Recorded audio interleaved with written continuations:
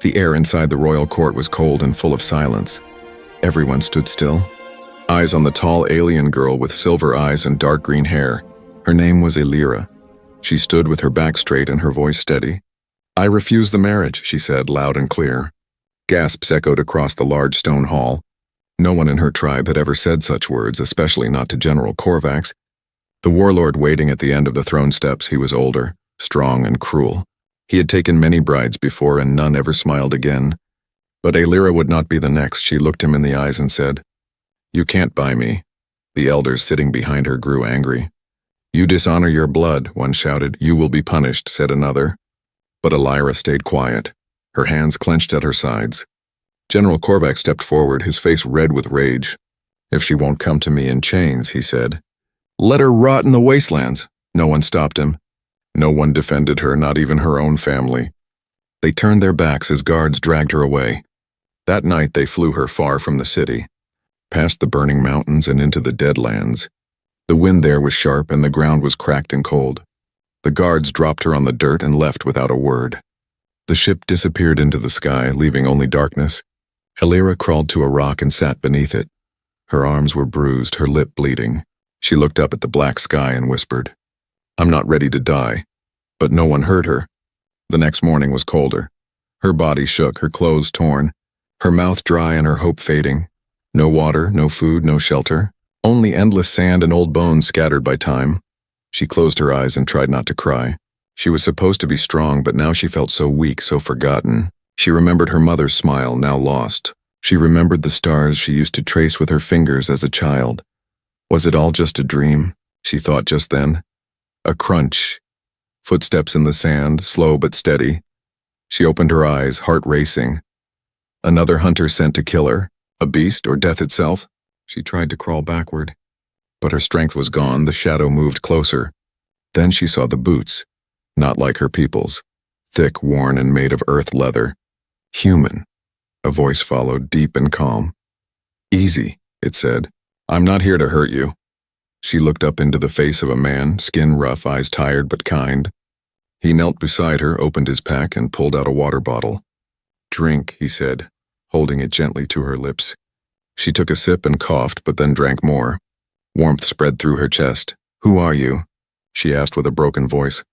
"Name's Elias," he said. "Sergeant Elias Gray, Human Army." "What are you doing here?" she asked, still shaking.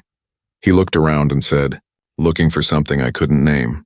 Then he looked at her and added, "Maybe I found it." She didn't know what to say. Why would a human help her? Didn't they all stay away from alien lands now? Didn't they hate getting involved? "You shouldn't help me," she whispered. "They'll kill you too." Elias smiled a little and replied, "Wouldn't be the first time someone tried." He stood up and looked at the sky. "Storm's coming," he said. "We need to move." She tried to stand but stumbled. Without a word, he lifted her in his arms. "You don't have to do this," she whispered again. "I know," he said, "but I will." As they walked toward the hills, a small red light blinked far behind them. A drone watching Korvax had not forgotten her. And now he had seen the human too. Far above in the warlord's ship, a cold voice spoke. "She survived," another replied. "And she has a protector." Korvax's eyes narrowed. "Send the hunters," he ordered. "Alive or dead, I want her back." The desert wind blew hard. Carrying dust and silence, Elias walked carefully through the wasteland. Carrying Elira in his arms, her head rested weakly against his shoulder, and her breath was soft but uneven. The sun burned above them, painting everything in red and gold. He had crossed these borders many times during missions, but this time he wasn't following any orders. He was supposed to return to the human outpost 2 days ago. Instead, something inside him told him to keep going east. He didn't know why until he found her. Now he knew it wasn't random. After a long walk, he spotted an old bunker half buried in the sand. Its doors were rusty, but it looked safe enough. He placed Elira down gently and kicked the door open. Inside was dark, cold, and filled with dust, but it was shelter. He laid her on a blanket, checked her pulse, then searched his bag. He had a few medical packs left, good enough to clean her wounds. Elira opened her eyes, watching him quietly. She had never seen a human up close before. He looked strange to her, simple brown hair, tired blue eyes, but there was something calm in his face. Something steady. "You shouldn't stay." she whispered weakly. They'll find you. Elias smiled a little, pressing a bandage on her arm. They'll find me whether I stay or go, he said. I've got a habit of being where I shouldn't. Her lips curved slightly. Almost a smile. You broke their rules too? She asked softly. Elias looked away for a moment. Yeah, he said quietly, and I paid for it. He told her a little about his past. How he was once part of an elite rescue squad. How he refused an order to abandon civilians. And how his commander called him a traitor. Since then he had been sent to the edge of alien borders. To the place where no one cared if he lived or died. Elira listened, her heart heavy but warm. For the first time, she met someone who understood what it meant to be thrown away. You helped me, she said, when you could have left. Elias chuckled softly. Guess I don't learn. He gave her a piece of bread and shared his water. The bunker was quiet except for the faint hum of the wind outside. In that silence, something fragile formed between them. A small, wordless trust. Hours passed, the sun went down, and cold crept in. Elias started a small fire from old wooden crates. Elira sat near it, watching the flames reflect in his eyes. Your people, she said. They fear mine. He nodded slowly. Yeah, maybe they should. But not all of you. She lowered her head. Most of my kind don't deserve fear, only pity. He looked at her carefully. You don't talk like someone who gave up. I tried to fight back once, she said. They said I had no right to choose my own life. Her voice cracked. I just wanted freedom. Elias leaned back, his hand resting on his rifle. Freedom's always expensive, he said. But sometimes it's worth the cost. She looked at him and whispered, You think I can ever be free? He met her gaze and said, You already are, you just haven't realized it yet. The firelight danced around them. Outside, the desert slept, but above, silent machines floated through the night. Alien drones scanned the wasteland, searching for life signs. One blinked red when it found traces near the bunker. The signal went straight to General Korvax's ship. Found her, the scout reported. Korvax's lips twisted into a cruel smile. Send the hunters, he said. And bring me the human too. Inside the bunker, Elira woke from a nightmare, trembling. Elias turned quickly. Rifle ready, what happened? He asked. I saw them, she said, voice shaking. They're coming. How? He asked. They use heat vision, she said. They can track the fire. Elias put out the flames fast. Plunging the room into darkness, he pressed a finger to his lips. Silence. Outside, faint sounds echoed. Footsteps. Clicking metal. Alien voices. Elira's pulse raced. Elias moved quietly to the wall, peeking through a crack. 3 shadowy figures moved among the rocks, holding weapons that glowed blue. They're scanning, Elias whispered. If we move, they'll see us, Elira closed her eyes. Her fingers began to glow faintly. What are you doing? He hissed, and something I shouldn't, she said. Light pulsed from her hands, soft and green, spreading through the bunker walls. The scanners outside flickered, their signals disrupted. The hunters turned in confusion. What's happening? One shouted. System interference, said another, and then, silence. They turned and left. Elias stared at her, amazed. What was that? Elira looked down. My mother called it the breath of the core. It's forbidden, she said. If they find out I still have it, they'll destroy me. Elias nodded slowly. Then we'll make sure they don't, he said, standing up. He walked to the door, loading his rifle. Where are you going? To find somewhere safer, he said. This place is burned. She stood too, shaky but determined. I'll come, she said. He looked at her for a long moment and then nodded. Stay close, Elira, he said. And whatever happens, don't stop moving. As they stepped out into the cold night, far in the distance, blue lights glowed again. The hunt had only just begun. The twin moons rose above the wasteland, spreading pale light across the broken rocks. Elias and Elira moved quietly through the shadows, their footprints vanishing behind them in the dry wind. Neither spoke for a long time. Only the sound of the sand shifting under their boots filled the silence. Elias kept scanning the horizon with his visor, checking for heat signals. He knew the enemy would come. It was only a matter of time. His training told him to run, to hide, to save himself.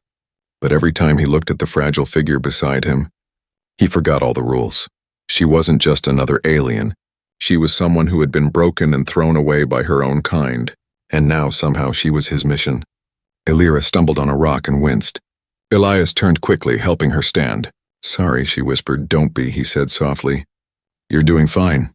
They found a canyon opening, narrow and hidden from the sky. Elias led her inside, their path lit only by his small wrist lamp. The walls were covered with old carvings, strange symbols glowing faintly in the dark. Elira touched them gently, her fingers tracing the marks. "This place," she said, "it's older than my people." Her voice echoed in the hollow chamber.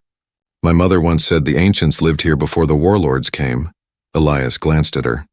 "You think it's safe?" She nodded slowly. "Safe enough for now." They sat near a cracked pillar, resting. Elias cleaned his rifle and checked his ammo. Only 3 full clips left. Elira watched him curiously. "You fight a lot?" she asked. He smiled without looking up. "Used to?" "You don't want to fight anymore?" she asked softly. He looked up then, his eyes calm but sad. "I want to protect," he said. "It's not the same thing." Elira stayed quiet for a moment, then said, "No one ever said that to me before." He shrugged. "Guess they never met someone worth protecting." She blushed faintly and turned away, pretending to adjust her torn cloak. Outside, the night wasn't silent anymore. Distant engines rumbled like thunder. Elias's eyes hardened. "They found our trail," he said, standing fast. Elira's heart raced. "How?" "They track by energy signatures. Your light from before must have left a trace." Her face turned pale. "I'm sorry." "Don't be sorry," he said. "Be ready." They moved deeper into the canyon until they reached a hidden passage. The air grew colder, heavier from the distance. Voices echoed, metallic and harsh. The hunters were here. They moved in formation. Scanning the rocks with glowing blue eyes, Elias crouched behind a stone ridge. Raising his rifle, Elira crouched beside him. Her pulse loud in her ears, he whispered, "If things go bad..." "Run east, find higher ground." She shook her head quickly. "No, I won't leave you." He looked at her sharply. "You don't understand. They'll kill you for being with me." She stared back and said, "Then we'll fight together." Elias wanted to argue, but there was no time. The first drone flew overhead, its red beam sweeping across the canyon. He aimed and fired. One shot. One explosion of sparks, the drone fell burning. The hunters shouted in their native tongue, "Contact! Contact!" Blue lasers cut through the dark, hitting the rocks around them. Elias pulled Elira down behind cover. The air smelled of smoke and energy. "Stay low," he shouted, firing again. 2 hunters dropped, but more came. For every one that fell, 3 more appeared. Elira's hands began to glow again, her energy pulsing like a heartbeat. Elias turned, eyes wide. "Elira, wait." She raised her palms and released a wave of green light. The air shook, and sand and dust lifted like a storm. The hunters screamed as their weapons flickered out. The light blinded them, sending them stumbling. When the glow faded, silence returned. Elias looked around, panting. All the hunters were down, unconscious or retreating. But Elira fell to her knees, shaking.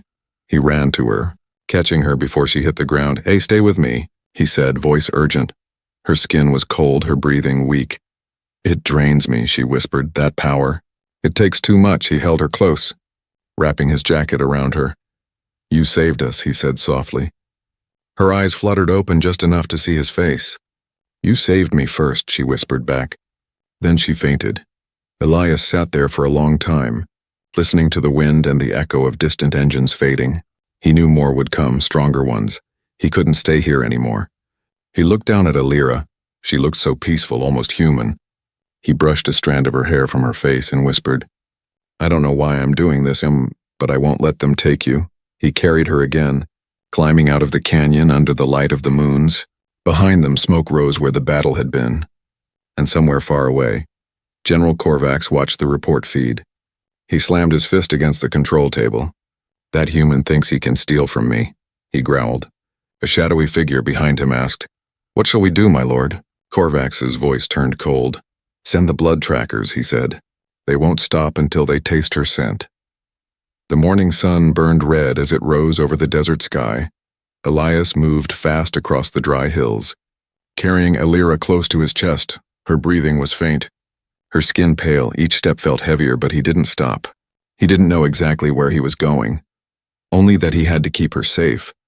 They crossed broken ridges and old battlefields. the ground littered with old bones and melted metal. In the distance, a strange shape appeared, half buried under the sand, an old ruin. Ancient and silent, Elias slowed down and looked at it carefully. It was a large circular structure covered in vines and alien markings. Illyra stirred weakly in his arms, whispering, "That place, it's real?" He looked down at her. "You know it?" She nodded slowly, eyes barely open. "My mother used to tell stories about a sacred place hidden from the warlords." Elias moved toward it. "Then let's hope there's some truth in old stories." The entrance was covered in cracked stone, but he found a narrow path leading down. He squeezed through the gap with Illyra in his arms and entered a cold, shadowy tunnel. It smelled like wet stone and dust, but it was safe. No drones, no trackers inside. Glowing lines ran along the walls, like veins of soft blue light. The air felt alive somehow. Elias placed her on a smooth platform near the center of the room. The second her back touched the stone, the blue light brightened. A soft humming sound began around them. Illyra opened her eyes slowly. Her body relaxing, she breathed deeper, her skin warming. Elias stepped back, watching in surprise. What's happening? Illyra looked around with wonder. "This place, it remembers," she whispered. "My kind built it long ago. Before greed poisoned our blood." She sat up slowly, strength returning to her limbs. The ruin was healing her.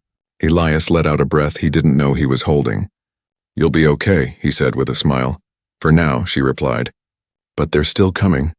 Elias walked along the ancient walls, running his fingers over the symbols. "What is this place really?" he asked. She stood beside him now, stronger than before.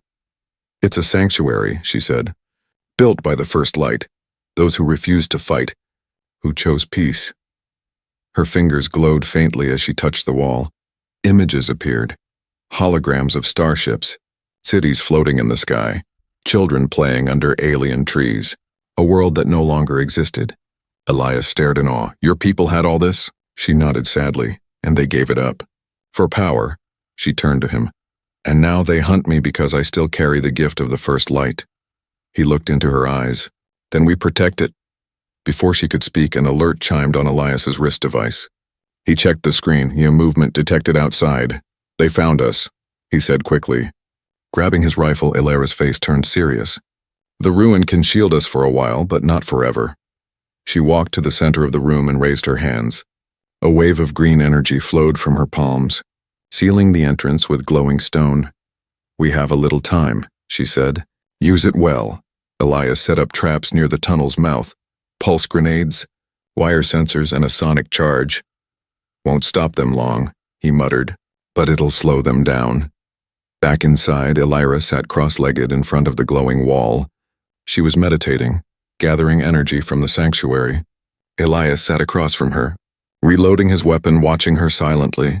He had never believed in magic, only tools and training, but now, watching her surrounded by light and ancient symbols, he knew this was something else, something sacred. "Why do you risk everything?" she asked suddenly, eyes still closed. He paused before answering. "Because I've seen what happens when no one stands up for the weak," he said. "I've lost too many people already. I won't lose you." She opened her eyes, meeting his in that moment.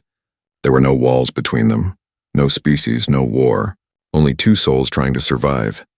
Trying to matter. Suddenly a loud boom shook the walls. The entrance cracked, light flickering. "They're breaching the gate," Elias said, raising his rifle. "Then we stand together," she replied, glowing brighter as the outer wall began to crumble. Elias stood in front of her. "Ready?" Illyra stepped beside him, her eyes shining with power. They weren't just running anymore, they were making a stand. Outside, black-armored hunters marched forward with heavy weapons. A voice in their ears barked, "Do not kill the girl, but bring the human down." Inside the sanctuary, light and steel waited side by side, ready for the next battle, ready to fight. The first explosion rocked the ancient ruin. Dust fell from the ceiling, and cracks began crawling up the glowing walls. Elias pulled Illyra behind a large stone column and held his rifle tight. Outside, the hunters were preparing to break through. "They're coming in fast," Elias whispered. Illyra nodded, her hands glowing faintly. She wasn't fully recovered, but she wouldn't run this time. "I can hold them back for a little while," she said. Elias looked at her with concern. That power. It nearly killed you last time, she gave a weak smile. Maybe this time it'll save us both. The stone gate at the entrance cracked open with a loud groan. Then boom! It collapsed completely and bright blue lights poured in. Figures in black armor marched into the ruin. Their weapons raised. "Stand down, human," one shouted. "The girl belongs to the warlord." Elias didn't even blink. He raised his rifle and fired. The first hunter dropped before he finished speaking. Illyra unleashed a wave of green energy, blinding the rest for a few seconds, but they kept coming, and stronger. Faster and in greater numbers. Elias grabbed her hand. "We need to go. Now." She hesitated. "There's a pod beneath the chamber. It can take one of us far away from here." Elias's eyes narrowed. "Only one?" She nodded. "Built for emergencies by the first light. Small and fast, they'll never catch it." Another explosion made the floor shake beneath them. Elias dragged her toward the platform she had rested on before. The blue lines on the floor lit up again, revealing a hidden panel. He forced it open and saw the escape pod. Small, glowing, barely enough room for one. "Get in," he said quickly. "No," Illyra said. "You go," Elias stared at her. "Are you serious?" "You'll die here." "I'm not afraid," she said, "but you can warn others. Tell them what's happening." He shook his head, stepping back. "I didn't come this far to leave you behind." She looked at him with soft eyes. "You saved me, Elias. Let me return that gift." But the hunters were getting closer. Elias made a sudden decision.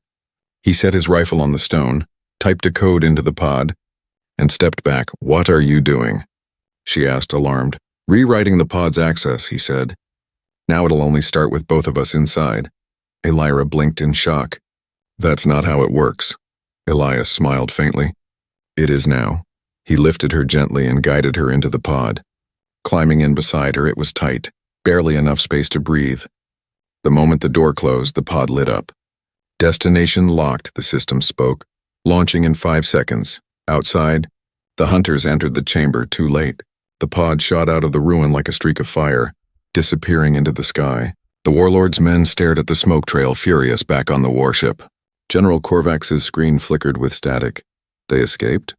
he roared. A soldier lowered his eyes. "Yes, my lord."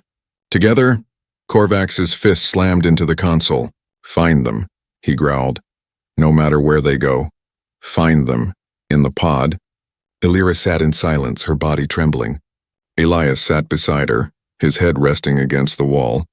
The silence between them was warm, not heavy. "You didn't have to do that," she said quietly. "I know," he replied. "But I wanted to." She turned to look at him. "You don't even know where we're going." He smiled tiredly. "Anywhere you are is better than where we've been." The pod flew through space, passing broken satellites and silent moons. Finally, it slowed down as it approached a wild planet. Green, glowing, untouched. The system spoke again. "Atmosphere stable?" Landing now. They held hands tightly as the pod shook, cutting through clouds and trees.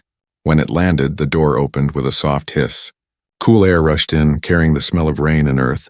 They stepped out into a world full of color and life. Tall trees, glowing flowers. Soft streams, a paradise untouched by war. Elias looked around. "It's beautiful." Illyra took a deep breath and nodded. "I think this planet is alive," she said softly. The ground glowed faintly under their feet, welcoming. They built a small shelter near a stream using what remained of the pod and nearby wood. At night, they sat by the fire. Staring at the stars, they didn't speak much. But their silence was filled with peace. "You could have left me," she said again. Elias looked at her. "I didn't come here for escape." She tilted her head, curious. "Then why?" "I came here for you," he said, "and maybe to find a reason to live again." She reached out and touched his hand. "You've already found it?" But deep in the stars above them, a red beacon blinked to life. The warlord's trackers had found a trace. The hunt was not over, not yet. The new world was quiet, too quiet. Elias stood at the edge of the forest, watching the strange glowing trees sway in the wind. Illyra knelt near the stream, her hands cupped in the water. It sparkled like silver and felt warmer than it should. They had been on this planet for 3 days now. It was peaceful, untouched by war, politics, or pain. But there was something beneath the silence. Something watching, not dangerous, but not asleep either. Elias built a small fence from fallen branches, more out of habit than fear. Old instincts didn't die easily. Alira had made a soft bed inside their shelter using moss and flowers that glowed blue. "This place is alive," she told him. "Not just the plants, but the whole world." He raised an eyebrow. "Alive how?" She looked up at the tall trees. "It listens," she said. "It remembers." Elias didn't argue. After all, he had seen him, a glowing ruin, energy powers, flying drones. Nothing surprised him anymore. Each morning they explored a little farther. There were no animals, no insects, no signs of other people.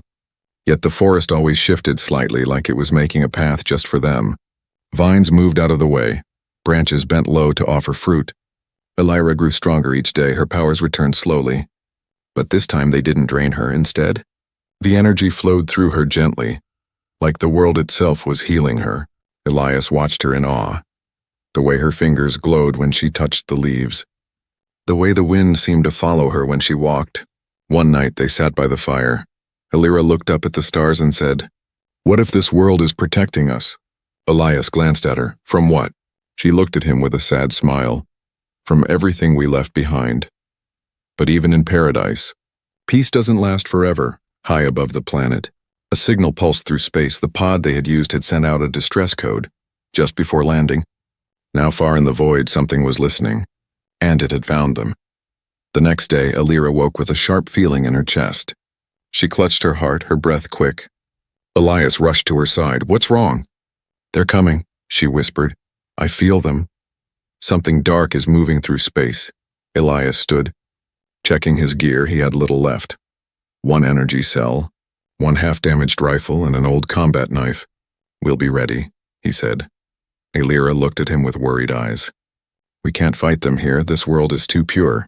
Elias paused, then said, "Then we find another way." That evening, they followed a glowing path deeper into the forest. The trees opened to a large field with floating stones and soft golden fog. At the center was a tall pillar covered in ancient markings. Elira stepped forward, her hands glowing gently. She touched the pillar, and the air shimmered around her. Images flashed before them, not just visions, but memories. The planet was once a refuge for the first light, a sanctuary for those who chose peace over war.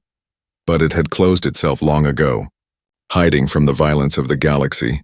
Now it was awake again, because someone had returned, someone like Elira. Elias stepped closer. "Can it help us?" Elira turned to him, her eyes filled with light. "It can shield us, but it will test us first." Suddenly, the field darkened and shadows rose from the ground, figures shaped like hunters, but made of smoke and memory. Elias raised his weapon, but Elira stopped him. "No," she said. "This is not a battle of guns, it's a test of the heart." The shadows circled them, whispering doubts. "You're alone," they hissed to Elias. "No one will ever follow you. You're broken," they told Elira. "You're a mistake." Elias clenched his fists, but Elira stepped forward and shouted. "I am not alone," she said. "I am not broken." She reached for Elias's hand. "We are not afraid," she said. "Not anymore." Light burst from the pillar, pushing the shadows back. The field brightened again, the air calm and warm. The planet had accepted them. They had passed the test. A voice soft and ancient echoed in their minds. "You carry the last of the first light," it said, "and the fire of the forgotten. Together, you are not weak. You are the spark." The ground beneath the pillar shifted, revealing a hidden chamber. Inside was a crystal sphere pulsing with energy.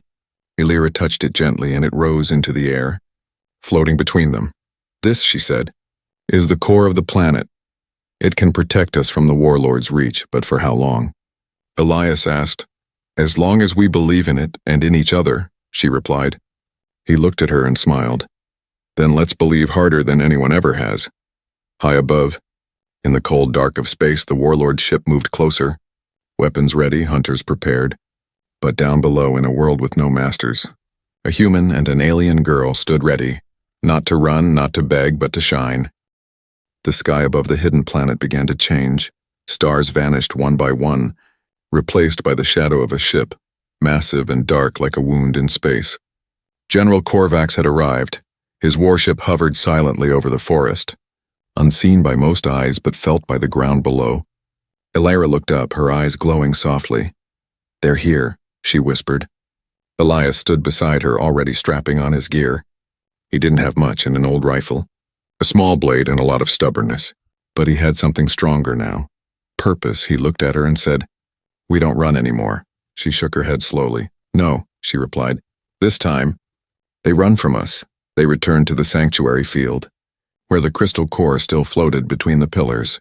The forest had grown quiet, as if the world itself was holding its breath. Elira stepped forward, placing both hands on the crystal. A deep hum spread across the field. Blue light traveled through the ground, reaching the edges of the forest and far beyond. Suddenly a voice spoke from above, echoing through the air. "This is Warlord Korvax," it growled. "Surrender the girl, and the human will be spared." Elias laughed bitterly. "That's new." Elira raised her chin, staring at the sky. "I am not yours," she said aloud. "I never was." Moments later, the sky cracked with light as Korvax's soldiers dropped from the ship. Dark figures in armor landed in the clearing, weapons drawn, eyes glowing red. There were dozens, maybe more. Elias stepped in front of Elira, rifle raised, heart steady. He looked over his shoulder. "You trust this world?" She nodded. "With my life." "Then let's show them what life is worth," he said. The first wave of hunters charged. Elias fired with deadly accuracy, dropping 3 before they reached the edge of the field. But more came, faster, stronger. Elira spread her arms wide. The light from the core surged through her body. She wasn't the same fragile girl left in the desert. Now she was something ancient, something awakened.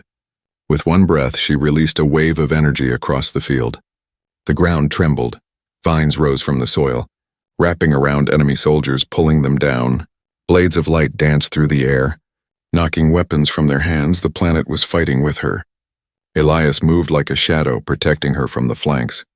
Every time a soldier got too close, he was there, blade flashing, never hesitating. They were 2 people from different worlds, but they moved like one. Suddenly, the sky above split open. Korvax himself dropped into the field, his armor glowing dark purple, his eyes full of rage. He pointed his spear at Elira. "You stole what belongs to me," he growled. "I stole nothing," she said, stepping forward. "You tried to take what could never be owned." He charged at her. Fast and heavy, Elias moved to block him, but Korvax knocked him aside like a toy. Elira stood her ground. The crystal core spun behind her, brighter than ever. Korvax raised his spear and thrust forward, but the spear stopped in midair. An invisible shield surrounded Elira, glowing gold and white. The moment of shock was all Elias needed. He lunged forward, slamming his blade into Korvax's armor. The warlord roared and spun, hitting Elias hard in the chest. Elias flew backward, hitting the ground hard. Breath knocked from his lungs, Elira screamed, running to him. Korvax laughed, raising his weapon again. But the core pulsed with blinding light. Elira stood, her hands trembling but firm. She was no longer afraid. Not of Korvax, not of death, not of herself. "I'm not the girl you left in the sand," she said. "I am the light you tried to bury." She stepped forward. Her power rising, the world responded. Trees bent toward her. Wind circled her. The sky cleared above her. Korvax swung his spear, but it shattered in the air. A final wave of energy erupted from Elira, surrounding the warlord in vines. Light and silence, he fell to his knees, powerless. The forest itself swallowed him, pulling him into the earth. He was gone. Elira rushed to Elias, who was barely breathing. His chest bled, his breath shallow. "Stay with me," she whispered, holding his face. "I told you," he said weakly, "not to cry." She smiled through her tears. "Then don't leave me." He closed his eyes for a moment, then opened them slowly. "I'm not going anywhere." The crystal core floated down beside them, glowing soft and warm, its light wrapped around Elias. Closing his wounds, his breath grew steady again. Elira held him close as the field returned to peace. The forest sighed in relief, the world calm again. No more war, no more hunters, just 2 souls, no longer forsaken. Days passed. They built a home by the stream, stronger this time, surrounded by flowers that bloomed only for them. At night they watched the stars hand in hand. They never spoke of the pain again, only of the future. Elira once whispered. "We didn't win because we fought," Elias replied. "We won because we refused to give up." And in the heart of a world with no masters, their story became legend. The girl who was left for dead, and the human who chose her instead.